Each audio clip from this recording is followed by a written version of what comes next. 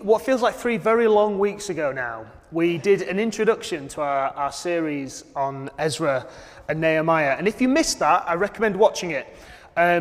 You'll find it on our YouTube channel. You can watch back each week and hear what we did. So do watch that because it gives us a really good background to the series that we're doing starting today. But I want to begin with a summary of just very briefly what we shared the other week. So God's people are in a bit of a sorry state, would be the simplest summary that we could give.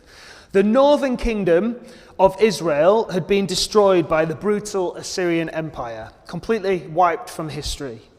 And the southern kingdom of Judah was attacked by then, a few years later, by the Babylonian Empire as they came into force. And they killed off loads of the people of God.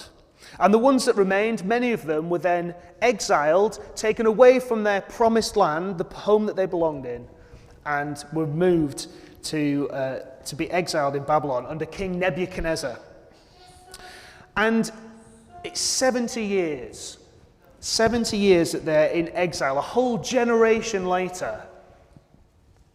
There weren't many people even who remained from the days pre-exile.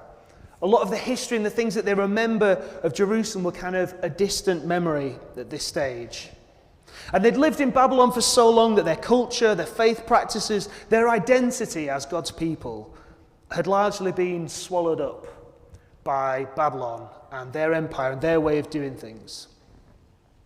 So if you remember, that God's promise to Abraham was that the people of God would be as many as, his descendants would be as many as the stars in the sky and the grains of sand in the sea. That sort of great nation that God had promised had been reduced to a tiny remnant, captive in a strange land. What's God going to do about it? How's this terrible situation going to change?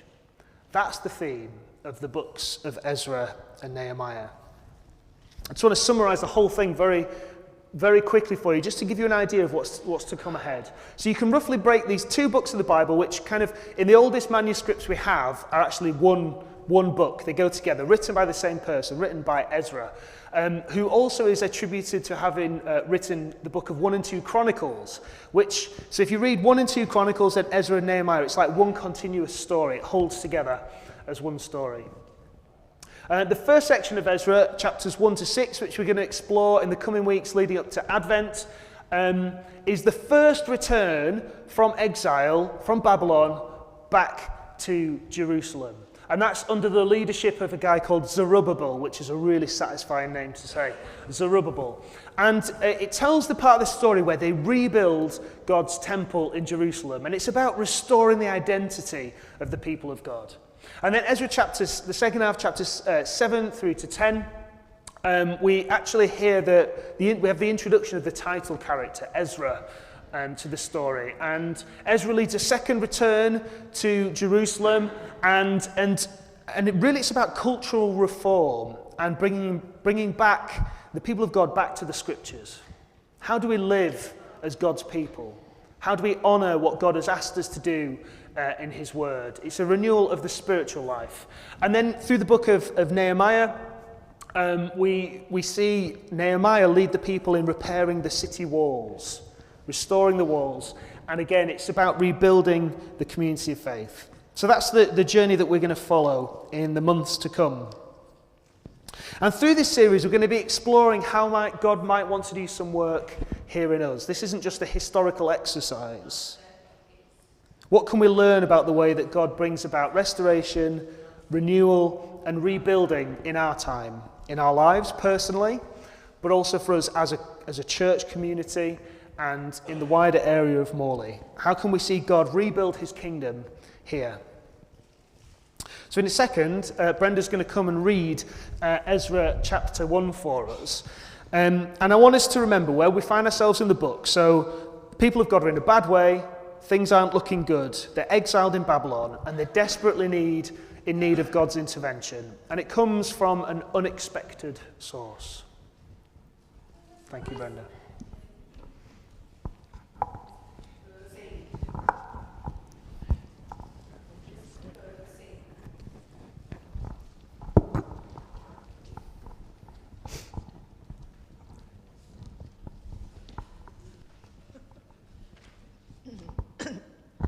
The reading is taken from Ezra chapter 1.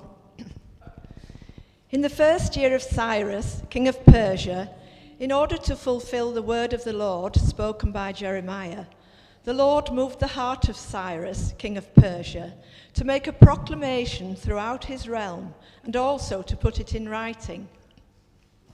This is what Cyrus, king of Persia, says. The Lord, the God of heaven, has given me all the kingdoms of the earth, and he has appointed me to build a temple for him at Jerusalem in Judah.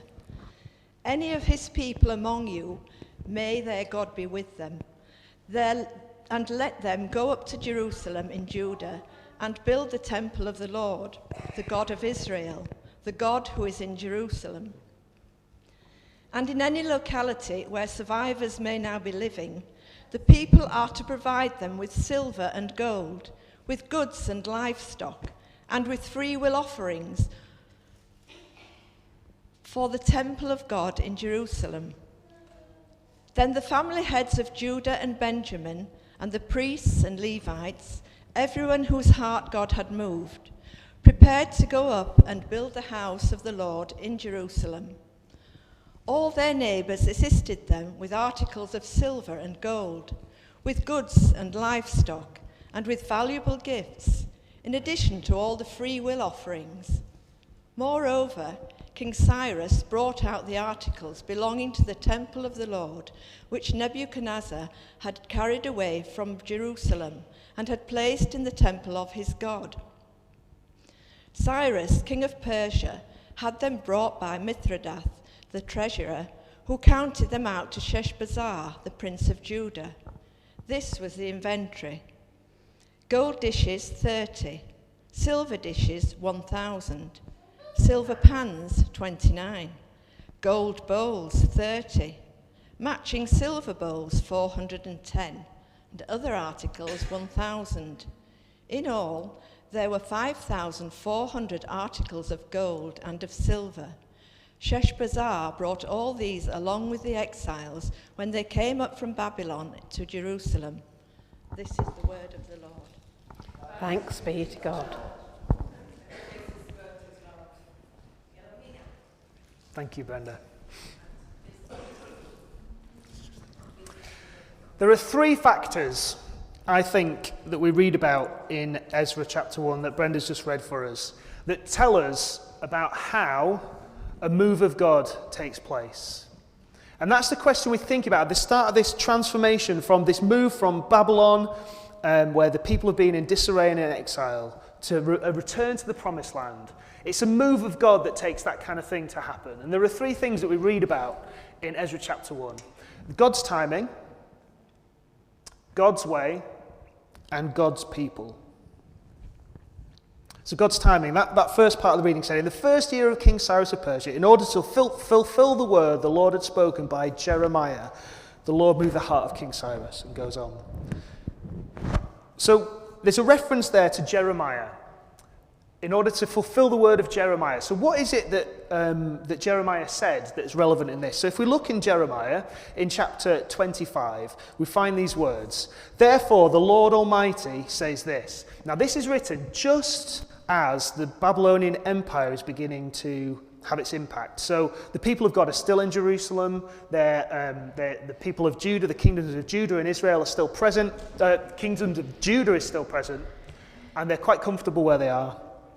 And Jeremiah comes and gives them a warning. He says, because you have not listened to my words, God says, I will summon all the peoples of the north, and my servant Nebuchadnezzar, king of Babylon, declares the Lord. And I will bring them against this land and its inhabitants and against the surrounding nations. I will completely destroy them and make them an object of horror and scorn and an everlasting ruin. This is God talking about his own people. Isn't that a little bit scary? An everlasting ruin. I will banish from them the sounds of joy and gladness, the voices of bride and bridegroom, the sound of millstones and the light of the lamp. This whole country will become a desolate wasteland, and these nations will serve the king of Babylon 70 years. So before it even takes place, God has named the amount of time. For 70 years, the prophecy says from Jeremiah, you're going to be in exile. That's the amount of time that I require in order to do the work that I need to do amongst my people, in order for things to be ready for this return to take place in the way that God ordains it. See, God already has a plan for the timing. I wonder what would have happened if God's people, after 5 years in exile in Babylon, had decided to create an uprising and try and return to Jerusalem. Maybe if they'd have done it after 10 years. Maybe after 20 or 30 years they said, this is enough, we're going to return. I suspect they'd have been met with dramatic failure. For whatever reason, and we can't always know why, God knew that it was 70 years that were required. That if the return was going to take place, it was going to be 70 years later. Abby and I moved to Stockport in 2010, just after we got married. And God had called us to be part of a team planting a church in a place called Offerton in Stockport. And at the time that we moved, Abby and I felt like God was maybe calling us to move to Stockport for 2 or 3 years. That was kind of what felt about right. And it was a bit of a strain for us to move away from Yorkshire, if I'm honest, because why would you want to move away from Yorkshire when you live here?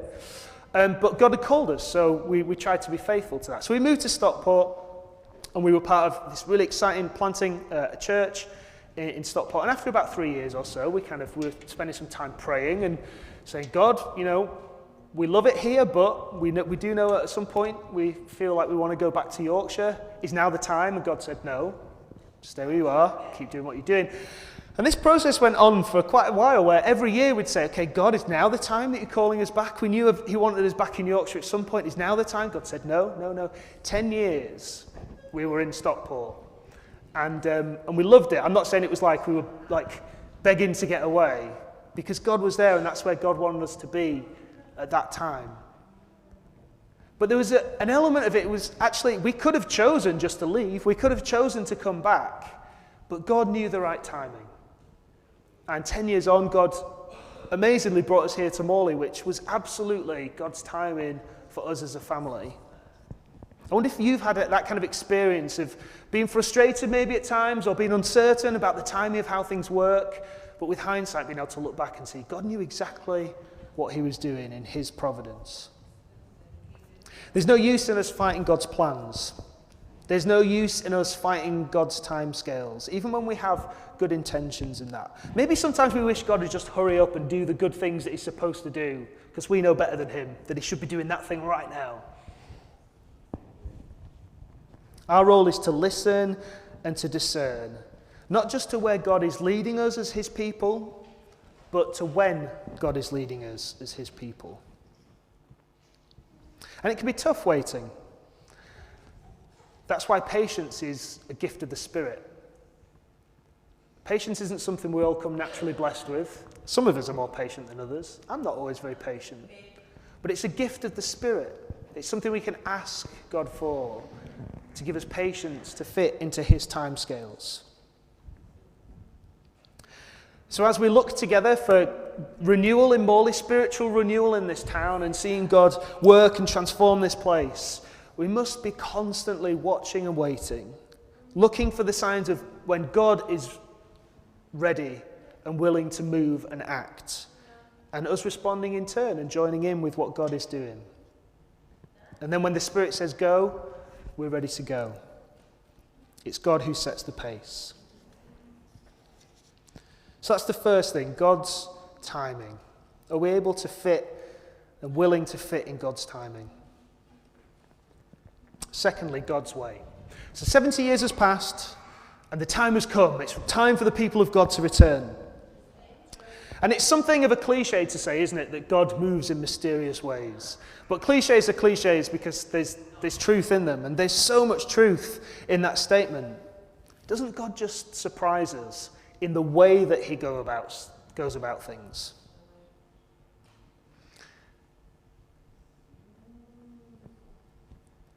God chose, for example, to use a teenager,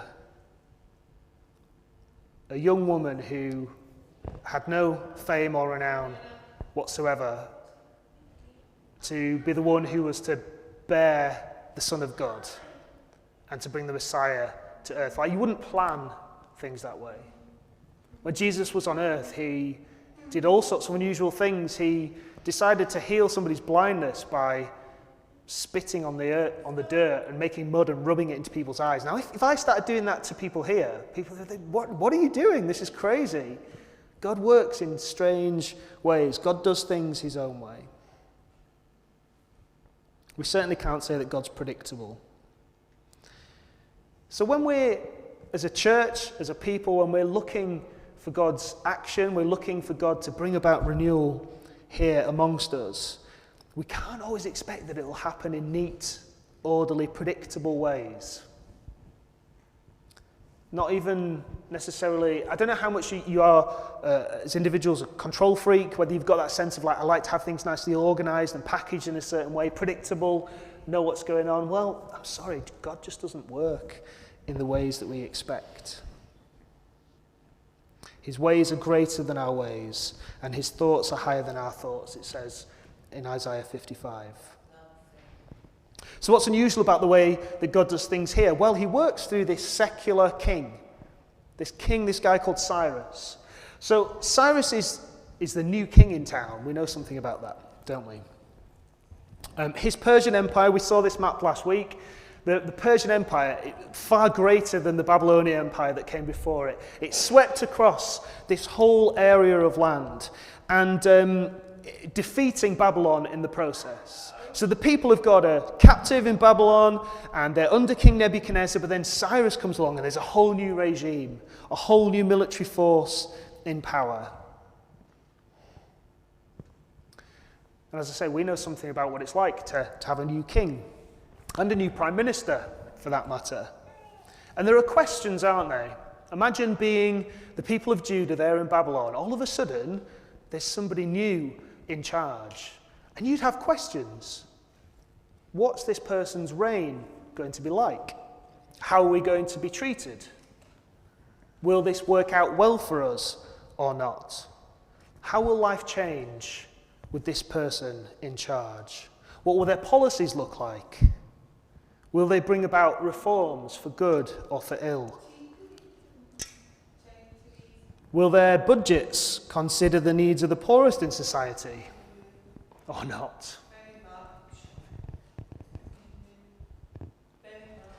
And the answer here is quite remarkable.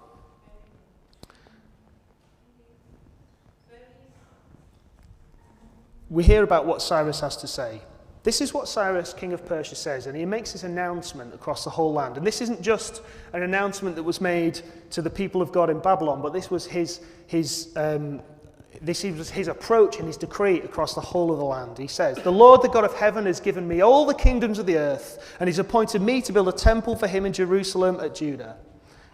Any of his people among you may go to Jerusalem in Judah and build the temple of the Lord, the God of Israel, the God who is in Jerusalem, and may their God be with them." Isn't this incredible? I mean, what a shift. So all of a sudden, this new king's come along and said, you can go back to your homes, you can have life as it was, you can rebuild your temple even. This is fantastic. And the people of God must have been absolutely delighted. So the question is, why? Why did the king do this? Was he also a worshipper of God? Was he one of the Jewish community, the Israelite community? Well, no, he wasn't. No, he wasn't. So why did he do it? I mean, he even uses the phrase, the Lord, the God of heaven. So was he favorable towards them in some way? And we know from other non-biblical documents, there's this, I should have got a picture of it on the screen. There's this amazing stone that was found called the Cyrus Cylinder. If you're a historian, you might know about this kind of thing. And it's a huge, it's like a big cylindrical stone. It's got loads of writing on it. And it explains about Cyrus and his reign and his policies, and it talks about these things. And what we discover from that is that the Persian Empire had a completely different approach to the way that they did things. So he was a worshipper of Marduk, a god, so he didn't worship God in the way that we understand. And so let's just rewind a little bit to the Assyrians. So if you remember, the northern kingdom of Israel was destroyed by the Assyrians. So the Assyrians, this was their regime, their map, and they came in, they just destroyed everything. Like they were brutal. Everybody was killed, everything was destroyed, people were wiped out. Then when the Babylonians came along, they had a similar approach. They were pretty brutal and aggressive, but instead of just wiping out culture, what they did was they picked off like the best bits, and they took them back with them, hence bringing the people in exile. So if you know the story of Daniel, he was super clever, and with many of his friends, they were taken back to Babylon. They were put into positions of power, and they tried to indoctrinate them with Babylonian culture so they could use their resources. That's what Babylon did. Now Persia had a completely different approach. King Cyrus said, I want each separate culture, this isn't just about Judah, this is all the different areas that they invaded. We want each culture to have its own identity. So we want to allow them to restore their own sense of religion and their own sense of culture and purpose. And so that was part of the agenda. And you think, well, why did he do that? And some people say, well, he was kind of like the forefather of like religious rights and human rights because he wanted everybody to have their own thing. And maybe there was a bit of that. But on the Cyrus Cylinder, what we learn is that his main intention was that each religion should flourish, and so that he sent out instructions that each person should pray to their God for him. He was hedging his bets. What he was doing was saying, if every single religion can flourish, and we can give them space, we can have their temples, they can have their churches, they can have their places of worship, and if you could just all pray for me, then that would be really nice. And surely one of these gods will work out to be the right one. That was his approach. And that's why he had this strategy right across the Persian Empire. And yet God can use that. God can use that.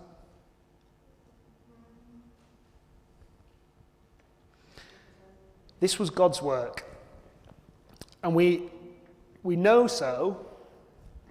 It wasn't just chance that this Persian Empire came into power, because there was a man 150 years before this who said that all of this was going to happen. And that man was called Isaiah. We read in Isaiah chapter 45.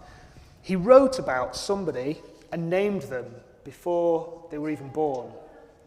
This is what's incredible about the prophet Isaiah. So it says, this is what the Lord says to his anointed, to Cyrus, who wasn't even born yet, whose right hand I take hold of to subdue nations before him. I summon you by name and bestow on you a title of honor, though you do not acknowledge me. I will raise up Cyrus. These are taken from 3 different verses in this chapter. I will raise up Cyrus in my righteousness. I will make his ways straight. I wonder if you've heard that phrase before. He will rebuild my city and set my exiles free, but not for price or reward, says the Lord Almighty. But in 150 years before these events even took place. So God used a king who did not worship him, did not even acknowledge him as God, to bring about the first great phase of the restoration of God's people from Babylon. The Lord does indeed work in mysterious ways. And it was more than just allowing the people to go back. So he even goes into the storage facilities that they've got, and he digs out all the artifacts that Nebuchadnezzar had stolen from the temple. So all the bits of gold and silver and all the other things. And he says, you can have those and take them back with you as well. By the way, did anybody notice that the Babylonians clearly have a silver pan thief amongst them? Because on the list of items, there were 29 pans and 30 of everything else. I always think that's a little bit cheeky, that someone at some stage decided to take a pan home with them. Unbelievable favour, though, that the people had. Unbelievable favour. In fact, the other bit that Cyrus says is, all the neighbours of the people of Judah who are in Babylon, so the Babylonians, you're to help. Give them stuff, give them money, give them resources, give them cattle, give them all these things and send them off on their way. When God's on the move, nothing gets in the way. When God's on the move, doors open in unexpected places. So as we seek renewal here in Morley, and in our homes and in our places of work, in our schools. I wonder how God might work amongst us. Maybe he'll work through a boss or a colleague of yours, someone who doesn't even know Jesus, but they might open up opportunities for you to be able to share faith with others. Maybe he'll use organizations like the council or other charities or non-Christian organizations to open up doors for us to share God's love here in Morley, in this community. So let's keep our eyes open for the creative ways and the surprising ways in which God moves. So God's got the timing right, and God does things his way. What's the final piece of the jigsaw required for this move of God? It's the people of God. It's the people of God. Then the family heads of Judah and Benjamin, and the priests and the Levites. So again, remember, this is the southern kingdom of Judah, which is made up of the two tribes of Judah and Benjamin. And if you remember a few weeks back, we explained that the Levites, because they weren't given any land of their own, they were dispersed amongst the people. So they still remained as part of the community that were exiled into Babylon. And the Levites were the ones that were responsible for the worship and the priestly ministry of the people of God. So the family heads of Judah and Benjamin and the priests and the Levites, everyone whose heart God had moved, prepared to go up and build the house of the Lord, the temple in Jerusalem. So this is the moment. It's all about to start happening. They're about to embark on a 4-month journey from Babylon back to Jerusalem, to the promised land, to rebuild the destroyed temple and to establish their home again. They're on that brink of spiritual renewal, revival. It's a real moment in history. But only some decide to return. Only some decide to return. See, after 70 years in exile, after 70 years in Babylon, many people born in exile, most didn't have a memory of Jerusalem and the former days and what they were like. And some were quite well adjusted, actually, to life in Babylon. It wasn't like slavery in Egypt. It was different to that. And so Babylon had become familiar. Babylon had become a bit like home. And moving to Jerusalem, that would mean change. It would mean different challenges, things that we can't predict or don't know how it's going to work out. So some were happy to stay. And to miss out on where God was leading them, to miss out on the great adventure that God was calling them into, because they were comfortable where they were. I wonder if you maybe feel a little bit like you're in Babylon. You count yourself as one of God's people, and you've got a sense of, there's a genuine faith there that was somewhere in the background, but it feels like it's been left behind long ago. Maybe you feel like you've inherited faith from somewhere in your distant past, but you know that actually you're quite comfortable today without God necessarily being right at the center of your life. You've adjusted to the culture of the world that we live in, and actually, it gives us all the things we need. We're quite happy with it. And we've forgotten maybe that our home is with God. And maybe today God is calling you, is calling us back symbolically to Jerusalem, to the place of praise, to the place of the presence of God,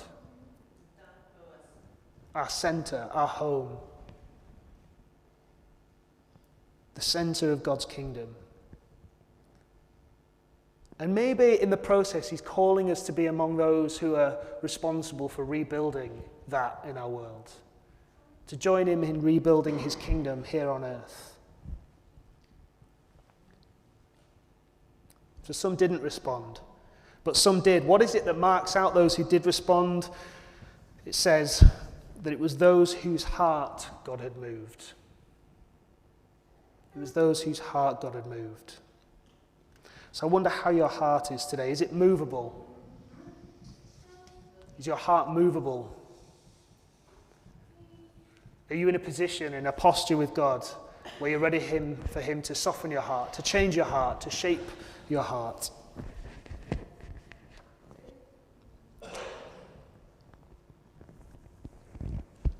think God is in the process. We're in an interesting place as a church. I think God is in the process of doing something I think quite remarkable here in Morley.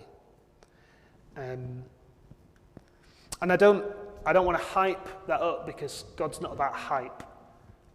But I sense that God is stirring something and growing something, and God wants to do some amazing work here in Morley. And I think we're already beginning to see some of that. But he doesn't do that simply for the sake of us having a nice time together. God draws us in order that we might join him in this process of restoring, renewing, and rebuilding his kingdom, his presence here on earth. He calls us in to send us out. He puts us to work. So will we allow him to change our hearts, to move our hearts today, so that we might be counted among that remnant, those last few who were there in Babylon, who'd be willing to say yes to God? Are we going to say yes to his invitation to that journey? Although it's difficult, feels more comfortable sometimes staying where we are. But he invites us to move, and he invites us to build. So we're going to ask God, those of us who want to today, we're going to ask God to move our hearts, to stir us up, so that we're able to say yes to that invitation. So can I invite you, if you'd like to respond to God, to stand to your feet, and we're just going to ask God. We're going to say yes to him, and we're going to ask God to move in us and to do what he wants to do amongst us.